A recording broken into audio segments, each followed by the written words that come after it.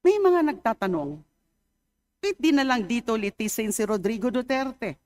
Bakit kailangan sa ICC pa maganap ang paglilitis? Meron po kasing tinatawag na prinsipyo or principle of complementarity. Ibig sabihin, kapag hindi ginagawa ng isang bansa o hindi kaya ng isang bansa na magsagawa ng tapat at makatotohanang investigasyon at paghahatol, saka papasok ang ICC. Ngayon, magdiretsahan po tayo. Noong panahon ng drug war, may nakita ba tayong kapanipaniwalang investigasyon sa mga matataas na opisyal? Nasampahan ba ng kaso ang mga naglatag ng polisiya?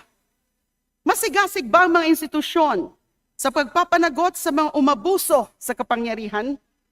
Malinaw po ang sagot sa mga tanong na yan. The few domestic cases that moved forward focused narrowly on specific incidents involving only or often involving low-level officers. There was no comprehensive investigation into command responsibility, no sustained effort to examine whether there was a deliberate, coordinated campaign.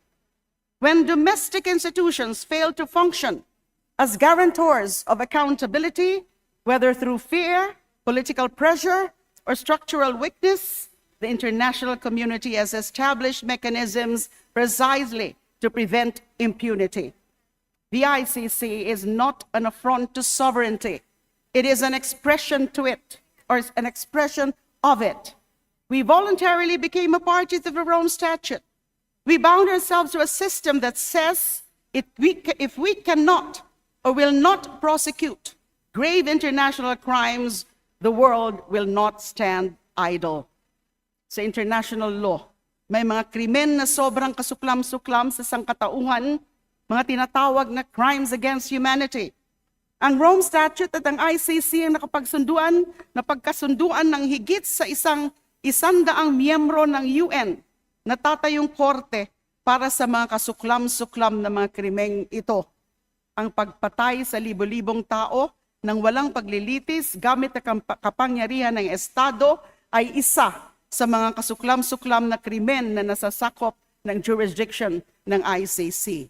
Dahil sa krimeng ito, kaya inaresto at ngayon ay nasasakdal si Duterte. Nauna ang ICC sa pag-imbestiga kay Duterte.